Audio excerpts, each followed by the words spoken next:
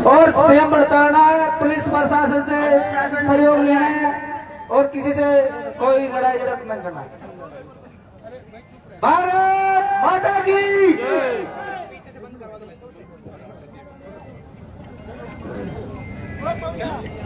नमस्कार। आज फिलहाल हम पहुंचे हैं अलूर में। यहाँ पर राष्ट्रीय पशुपालन संघ के राष्ट्रीय अध्यक्ष हमारे साथ में हैं लालजी राय जी। इनसे बात करेंगे किस तरह से इन्होंने जो मुद्दे उठाए हैं, एक जेल भरो आंदोलन की शुरुआत की है, किस तरह की शुरुआत है और कितने समाज के लोग इसमें जुड़ रहे हैं हमारे साथ में। इस कमेटी के राष्ट्रीय अध्यक्ष सबसे पहले उन्हीं से बात करेंगे। क्या बात है? आज ही हमारा टीएनटी का आंदोलन है, 2 साल से चल रहा है। आज को 25वां मीटिंग है और इसमें हमारे पति समाज को रिपोर्टेड है और जो प्रस्तावित समाज है वो पावन समाज है। जैसे इसमें डीएनटी समाज भूमंतु और आर्ट भूमंतु, ये तीनों तरीके के क्लास है, वो पूरे सारे समाज हैं। इसमें सबको किसी न किसी रिजर्व कैटेगरी रखा हुआ है क्या कि वो ऐसे लोग हैं तो किसी को भी रिजर्वेशन का फायदा नहीं मिलता है। तो हमारे जो आप अलग करेंगे और सब क्लासिफिकेशन वर्टिकल पर भी सब, और जैसे हमारा 7% ओबीसी में, 3% SC/ST में, वो ऊपर की करके हिस्सा अलग है ताकि लोगों को बेनिफिट हो। इसके अलावा पट्टा जमीन को घर मिले और इसके अलावा 10% के लिए प्रधान उन्होंने सब की बात कितने 25 कर चुके हैं। देंगे 25 लोग का 25 में मारवाड़, फिर हमारा मेवाड़, खड़ू, ये सब हम लोग करके आए।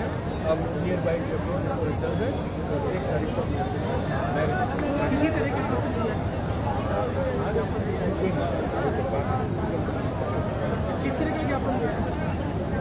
देखिए, अगले 2 साल से सरकार को ज्ञापन पे ज्ञापन दिया जा रहा है। राजस्थान सरकार की जितनी भी जो योजना निकाली ना, उनकी भी हम लोगों ने होने जलाई है।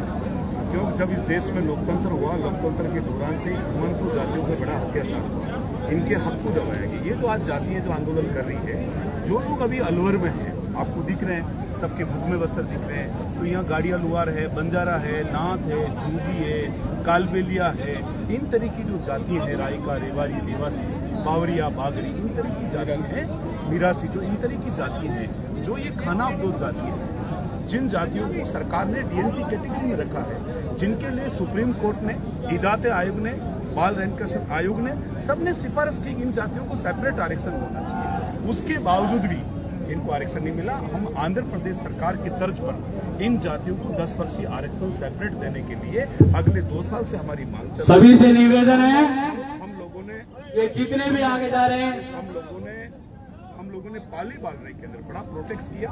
50,000 डीएनटी समाज के लोग थे। 32 घंटे दिल्ली बॉम्बे हाई रोड जाम हुआ। सरकार झुकी, वार्ता आई, सरकार ने 3 महीने का टाइम दिया, इधर वार्ता की, इधर अठंतर लोगों पे मुकदमा दर्ज किया और हमारे लोगों को जेल में डाला गया। तो अभी की सरकार की योजनाओं से फायदा नहीं मिल रहा है? नहीं, कुछ नहीं, जीरो के बराबर। ये सरकार की जो दाल चावल योजना है ना, ये हमें नहीं चाहिए। हम चाहते हैं कि हमारा हिस्सा हमें सेपरेट चाहिए। और हमने कह दिया कि 1 जुलाई को घुमंतु जातियां विभिन्न भाषा, विभिन्न वेशभूषा में अपने हक और अपने अधिकार के लिए इस बार आर पार की लड़ाई के लिए ये जयपुर पहुंचेगी। मेरा नाम रतननाथ कालबेलिया, घुमंतु विमुक्त जाति परिषद प्रदेश अध्यक्ष, राजस्थान भीलवाड़ा। अगर सरकार नहीं मानती है तो क्या एक्शन रहेगा? सरकार नहीं मानती है तो हम 1 जुलाई 2026 को जयपुर में इतनी तादाद में महापड़ाव कर देंगे कि ईंट सीट बजाकर सरकार को झुका करके हमारी जो 11 सूत्री जो संविधान सम्मत मांगे वो मनवा करेगी सरकार से, वापस घर लौटेंगे, चाहे हमको 2 दिन रुकना पड़े, 5 दिन रुकना पड़े।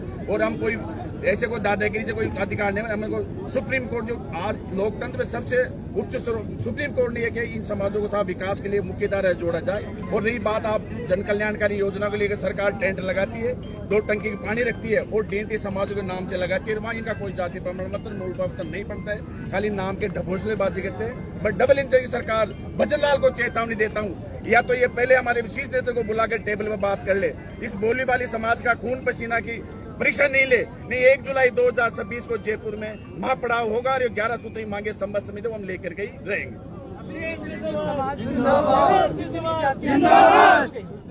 करीबन 52 जातियां लामबंदी की और इसमें हमारे पास ओबीसी वंचित, एसटी वंचित और ओबीसी वंचित, एसटी वंचित और ये जाते में हमारे टोटल 102 जातियां, 152 जातियां हमारे पास हो जाएगी। 152 जातियां हमारे पास हो जाएगी तो विपक्ष में कुछ नहीं बचेगा। तो सरकार को देख लेना चाहिए ये क्यों नहीं हो रहा है। मेरे को जहां तक आभास हो रहा है, जो हमारे जो वोट की मलाई का जो माल खा रहे हैं वो साम्राज्य को और ये अधिकारी को गुमराह कर रहे हैं और उनको टेबल पर नहीं आना चाहिए। लेकिन ये समाज TNT समाज जाग चुका है। हम जिले में जा करके समाज को जगाने का काम कर रहे हैं। अब ये समाज सोएगा नहीं, अपना हक और अधिकार लेकर के ही सोएगा। अभी की सरकार की तरफ से किसी तरह का कोई अभी तक सरकार की तरफ से किसी तरह का कुछ आया? सरकार की तरफ से हमारे पास आया था बाल आंदोलन के बाद में, हमें टाइम भी दिया था कि आप आइए और अपनी न्याय संगीत जो मांगे हैं वो हमें बताइए। हमने वो सरकार को बड़े उससे अच्छी तरह से उनको बताई, पर उनके समझ में नहीं आई। क्यों समझ में इसलिए नहीं आई कि वो देना नहीं चाहते थे हमें, इसलिए सरकार समझना नहीं चाहती थी कि इनकी बातें समझी जाए। और सरकार ने 2 महीने का, 3 महीने का, 4 महीने का, 5 महीने का टाइम दिया। उसके बाद भी सरकार ने हमारी सुध नहीं ली और उसका नतीजा ये है कि हमें जैसलमेर से जयपुर तक की जो यात्रा करनी पड़ रही है अपने समाज के लिए, अपने समाज के अधिकारों के लिए। केंद्र सरकार, हिदायत आयोग और रैन के आयोग दोनों सिफारिश कर चुके हैं, सुप्रीम कोर्ट सिफारिश कर चुका है। उसके बाद भी सरकार ने वो फाइलें क्यों दबा रखी हैं ये हमें नहीं पता। इसलिए वो फाइलें हम निकलवाना चाहते हैं और जयपुर में आके फाइलें निकलवाएंगे। रही बात जेल भरो आंदोलन की, आपके माध्यम से मैं बताना चाहता हूं सरकार को कि सरकार जयपुर की सारी जेलें साफ करवा ले। 2.5 से 3 लाख लोग आने वाले हैं और उनका इंतजाम कर लें कि वो कहाँ रखेगी सरकार, वरना जयपुर में पगड़ियाँ ही पगड़ियाँ होंगी और सरकार को चेतना पड़ेगा। या तो उससे पहले चेत जाए, हम तो ये कहते हैं अगर पहले चेत जाएगी तो अच्छा रहेगा और हमें भी सरकार की तरफ से फायदा मिल जाएगा। वरना ये समझो कि 1 तारीख हमारे लिए तो जीने और मरने की है। जो ज्ञान पत्र आप ले रहे हैं, क्या उसमें लगभग जितनी भी जो जातियां हैं वो सारी जातियां उसमें शामिल है? लगभग सारी जातियां हमारी उसमें हैं। जो TNT की जातियां हैं, जो OBC की वंचित जातियां हैं, SC की वंचित जातियां हैं, जो ST की वंचित जातियां हैं, वो सभी इसमें हमारे मांग पत्र में उनका नाम है। हमारा मांग पत्र आप पढ़ के देख लेना, सभी उसमें पूरा। कुछ मिरासी समाज के लोग भी यहाँ पर खड़े हैं जो इस संस्था से जुड़े हैं, इनसे बात करेंगे। जी, क्या कहेंगे इस कार्यक्रम को लेकर? आप लोग जुड़े हैं, क्या उम्मीद है सरकार से? जी देखिए, जेल भरो आंदोलन के माध्यम से जो एक बहुत अच्छा प्लेटफॉर्म तैयार किया गया है, लालजी रायका के द्वारा किया गया है, रतनलाल काली मिली के द्वारा किया गया है और अपने कालूराम योगी जी के द्वारा तैयार किया गया है। सबसे बड़ी बात यह है कि इस समाज का कोई नामो निशान नहीं है।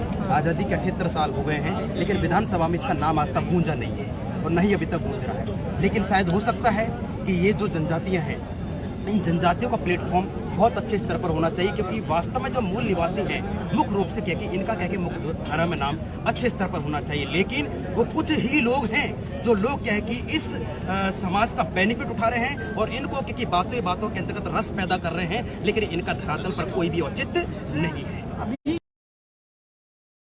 कैसे जितने भी कहे कि नुमाइंदा प्रतिनिधित्व राजनीतिक जो व्यक्ति हैं उनके द्वारा इनको बात जो की गई है वो ओनली ओरली की गई है, ग्राउंड लेवल पर कोई कार्य नहीं है। आज लालजी रायका के माध्यम से ये कार्य इस स्तर पर पहुंच रहा है कि इनको अब कहे कि ज्यादा डिले की बात नहीं है, अब वो तस्वीर सामने नजर आ रही है कि शासन भी इनका होगा, इस शोषित समाज का शासन होगा और शोषित समाज ही क्या है कि रूल करेगी और उन समाजों को ये बताएगी कि सामंजस्य स्थापित करने के लिए ऑल आर इक्वल की भूमिका होनी चाहिए। मैं गारंटी के साथ एक और बात बता देता हूँ आपको। 1871 के अंतर्गत 1871 में जब ब्रिटिश शासन था तो उस वक्त क्या है कि इसको क्रिमिनल ट्राइब में काउंट किया गया था, नॉमेडिक ट्राइब्स को। जब नॉमेडिक ट्राइब को क्रिमिनल ट्राइब में किया गया था, आजादी के बाद 1952 के अंतर्गत इस एक्ट को खत्म किया गया और इनको एक समान नागरिक की भूमिका दी। लेकिन बड़ी बात क्या है, सोचने की समझने की जरूरत यहाँ है, इनको ओनली ये खत्म इसलिए नागरिक तो बना दिया, वोट की जरूरत है, वी नीड वोट, हमको वोट की जरूरत है, लेकिन इनको अधिकार नहीं देने। मैं वही कहना चाह रहा हूँ, आज तक भी 1952 से लेकर के इनको नागरिक की भूमिका दे दी है, लेकिन मैं बताना चाह रहा हूँ, जस्ट एक ऐड करना चाहता हूँ। ये जैसे हमारे जो भाई ने बताया कि 1870 का जो एक्ट था ना, उसमें उनको जो क्रिमिनल कास्ट घोषित किया, जन्मजात क्रिमिनल, जी ठीक है। जैसे देश आजाद हुआ तो उन्होंने देखा कि भाई जन्मजात को क्रिमिनल नहीं होता है, सोसाइटी को क्रिमिनल नहीं होती, मैं वही पूछना चाहता हूँ, व्यक्ति होता है, ठीक है। तो 1952 में 1952 में वो 31 अगस्त किया गया, इसलिए इसका जो नाम पहले नोटिफाइड फिर हो गया डी नोटिफाइड। ठीक है। तो विमुक्त हो गया। एक 3 वर्ग है इसमें, एक तो विमुक्त जाति है, दूसरा नोमैडिक है और तीसरा सीमेन। तो तीनों का एक वर्ग बना और उस वर्ग से किया। मेरे साथी जो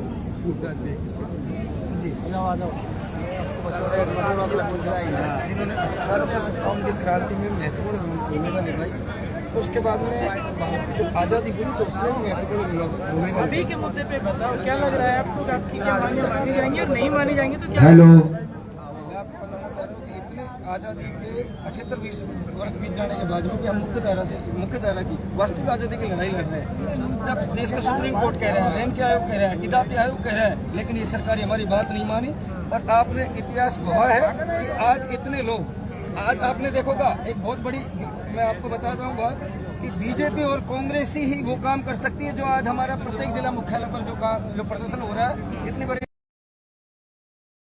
आंदोलन से अरविंद केजरीवाल मुख्यमंत्री बन के चेहरा आया था। तमिलनाडु में क्या हुआ? तमिलनाडु में एक 2 साल पुरानी एक पार्टी ने दो साल में अपने मुख्यमंत्री पद तक पहुंच गया। क्या लग इनकी रहा है तरफ आप लोगों राजस्थान को में कि इस देखना तरह से होगा। जो ये कर रहे हो आप, क्या आपको भी इस तरह की सुविधा मिलेगी? कोई आपका भी MP MLA बनेगा? देखिए, मैं मेरा ही समाज नहीं हो तो आओ राजी के नाते हम इस